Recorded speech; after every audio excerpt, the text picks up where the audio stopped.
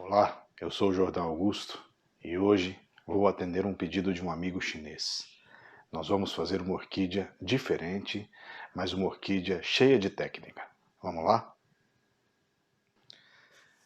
Ele me pediu que fosse uma orquídea que não tivesse todos esses adereços que fazem os grandes pintores, mas que tenha a técnica estudada pelos coreanos, pelos chineses, né? Então olha só que bonito. Nós fizemos a primeira folha e ela sempre mais comprida, né? A segunda nós vamos criar aquilo que nós falamos aqui, o olho, né? E a nossa composição de hoje ela tem uma diferença. Ela não vai ter pedra nem nada disso, mas ela vai ter um aspecto muito bonito. Vocês vão ver.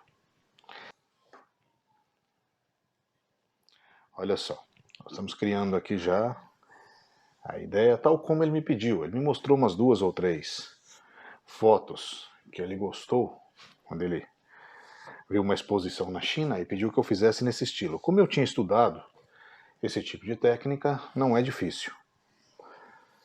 Então nós vamos entender aqui o que nós estamos fazendo, né? Na verdade aqui seriam várias orquídeas plantadas em um mesmo lugar, né? E que elas criam um nuance diferente, tá? Ó, já criamos aqui a nossa orquídea da maneira que ele me pediu, pelo menos penso que é mais ou menos parecido. Aqui não é interessante que nós deixemos essas 3 folhas aqui cruzando, então a gente sobe uma aqui e desce, tá? Lembrando que aqui temos isso aí. Bem, agora nós temos que fazer as flores, perdão. Então vamos fazer umas flores bonitas, interessantes. Vou preparar aqui nesse prato aqui. Mas nós vamos seguir mais ou menos a mesma técnica, tá? A mesma linha teórica que nós estávamos estudando nos outros vídeos. Apenas com alguns detalhezinhos diferentes, ó.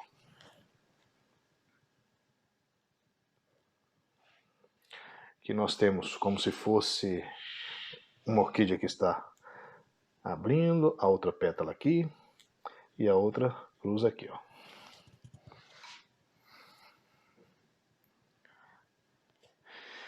Temos alguma aqui do lado.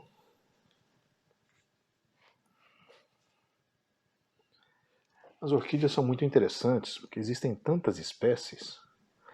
Eu não sei muito, mas sei que é uma técnica muito difícil cuidá-las, fazê-las florescer. Existem alguns mestres muito competentes na parte do cultivo da orquídea, né? E nós vamos fazer uma um pouquinho mais escura. Na flor em si, nós estudamos fazer a flor de frente, de lado, com 2 pétalas, com 3, né? Eu sempre busco seguir mais ou menos a ideia da pintura, porque senão fica uma coisa muito mecânica e muito apenas repetitiva, tá? Então, o interessante de tudo isso aí é o pintor sentir o momento, né? O que ele quer fazer, como ele quer fazer. Como são várias orquídeas plantadas, então nós temos que fazer umas outras aqui, ó.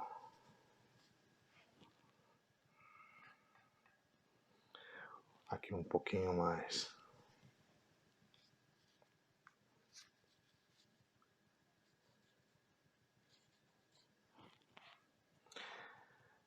Já que eu estou variando um pouquinho a forma agora, colocando um pouquinho mais de alguns detalhezinhos, aqui as sementinhas, aqui as que estão nascendo no meio do caminho. Bem, nós já temos aqui mais ou menos o aspecto da nossa orquídea, tal como pediu o meu amigo.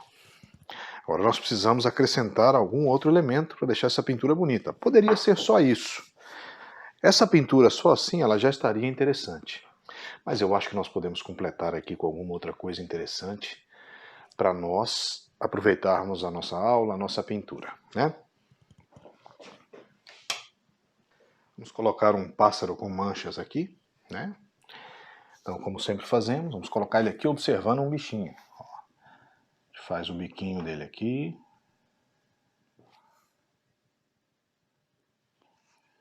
Parte de baixo. Vamos fazer o olhinho.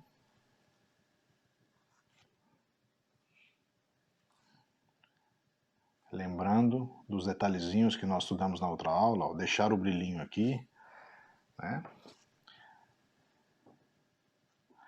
A maneira como nós trabalhamos a abertura dos olhos é que vai dar a expressão do passarinho. Eu coloco aqui uma manchinha, outra aqui. E agora nós vamos fazer o corpinho dele, né? Primeiro a cabecinha e depois o corpinho com manchas. Ó, a cabecinha dele. A parte de baixo aqui saindo perto do biquinho. Lembrando que o papel de arroz tem que se ter cuidado, porque a água tem o costume de invadir. Então bastante cuidado na hora de você pintar. Ó, já chegamos aqui agora vamos fazer uma mancha. Ó, né, no que seria o corpinho dele. Uma mancha aí.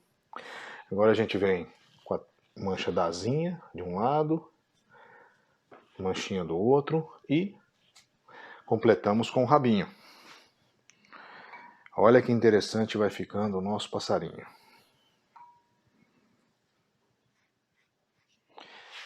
Aqui a gente completa um pouquinho só a perspectiva. Aqui é onde vai a bundinha dele. E aqui um pouquinho assim, que é onde vai sair a patinha, ó. Agora eu venho aqui e faço a pata saindo daqui. Aqui como se fosse o joelhinho. O joelhinho ao contrário, né? Os passarinhos têm. O dedinho dele aqui, ele tá segurando alguma coisa, ó. A gente já faz aqui a preparação do dedinho. E fica direitinho. O outro só aparece um pouquinho, sempre, ó. Ele tá sobre o pezinho dele, né? Ó. E agora nós temos que colocar aí um galinho, alguma coisa. Então,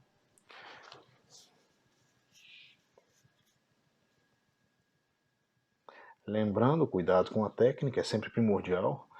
O controle do pincel, a maneira como você estrutura a sua pincelada, porque na verdade o sumi é isso, não é? A maneira como o pincel estoca o papel, tá? Como eu sempre faço, agora eu vou colocar o olhinho com um ocre, né? O olhinho e o biquinho numa cor ocre, para nós darmos uma sensação de realidade maior para o nosso passarinho. Então eu tiro o excesso aqui, ó, no biquinho aqui, ó.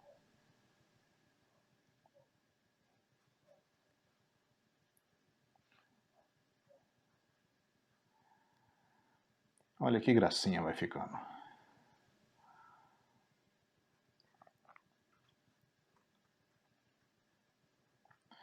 Vamos pintando aqui. Sempre com cuidado, que o papel de arroz ele pode ser traiçoeiro. Que a gente faz o detalhezinho no olhinho para dar a expressãozinha dele, embaixo também. E do lado, né? Do outro lado aqui, ó, também. Então já temos aqui o nosso passarinho. Hoje eu optei por nós fazermos uma libélula. Bonita, interessante.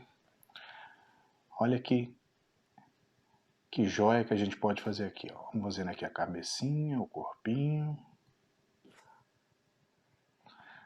Ó.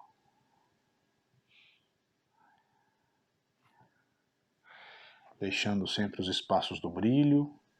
Isso se estuda na técnica de insetos. Isso não é difícil, é fácil. Em verdade é fácil. Não é nada complicado, né?